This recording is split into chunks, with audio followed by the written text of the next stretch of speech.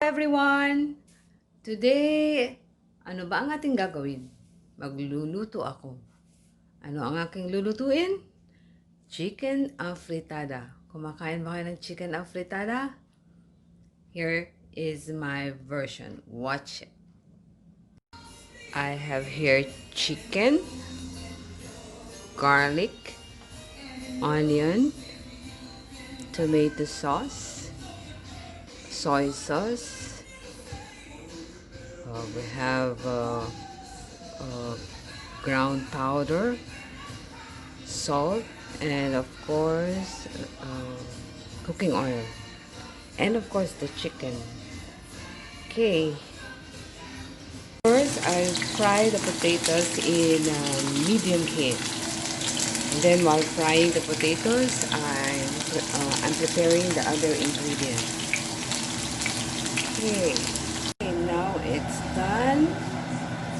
Let's do the gisa-gisa.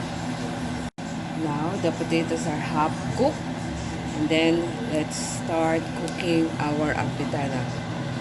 I will use the oil I use for frying the potatoes to saute the garlic and the onion. Okay, just enough. Okay.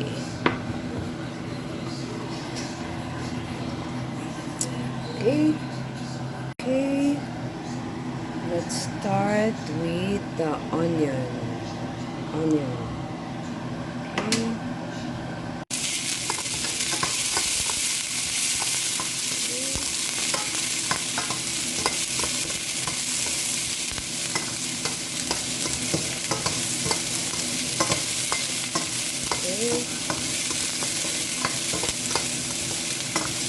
Yan, medyo translucent na siya. Let's put in the garlic.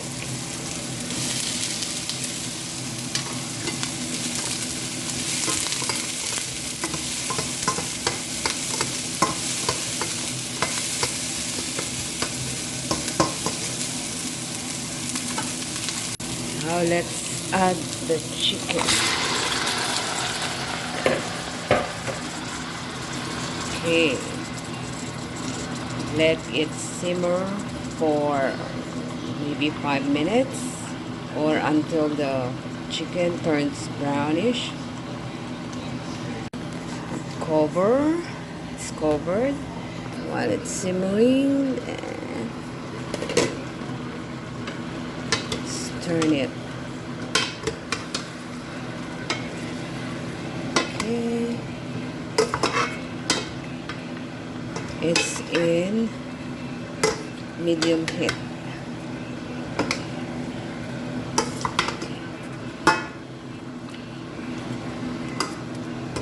Okay, then we'll let it simmer. Let it simmer for a while. Okay, while simmering, I add 1 teaspoon salt.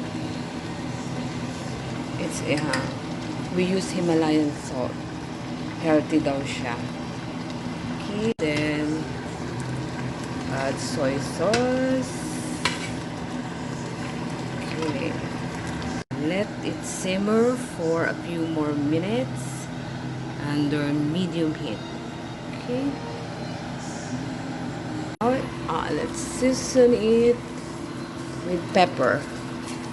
Okay, next let's add the tomato paste. Oh my god, ayaw siyang lumabas. So ayan na yung tomato paste. Just mix lang. Mix. Just let it simmer under medium heat and cover it. Okay, it's simmering. It's shining splendid.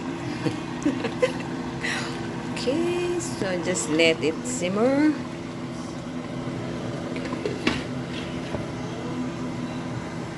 Okay, after a few minutes, let's add the fried potatoes. Okay. The potatoes are half cooked. So just add it. Okay. Then let it simmer about 5 minutes. Now it's time to add the red bell pepper. And by the way, I added the green bell pepper. Diba? Para Christmassy siya. Looks Christmassy. Okay, so again, mix, mix, mix. And then allow a few minutes. And then it's done. Okay, time is up. Okay, here you go. My chicken afritada. Okay. Ulam namin mamaya.